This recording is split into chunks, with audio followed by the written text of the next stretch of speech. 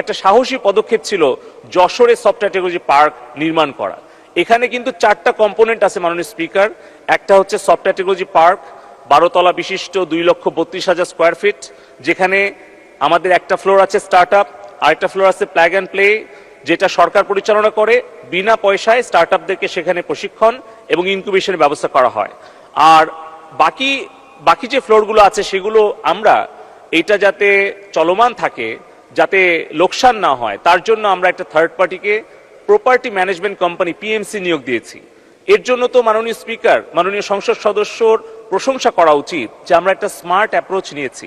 আপনি খেয়াল করে দেখবেন সরকারের অসংখ্য ভবন এবং অবকাঠামো পড়ে আছে, অপচয় হচ্ছে অনেক সরকারি জনগণের ট্যাক্সের পয়সা, কিন্তু যশোর থেকে আমাদের 5 বছরে কিন্তু 1 পয়সা আর বিনিয়োগ করতে হয়নি, বরঞ্চ আমরা যে 18% আমরা আয়ের থেকে লভ্যাংশ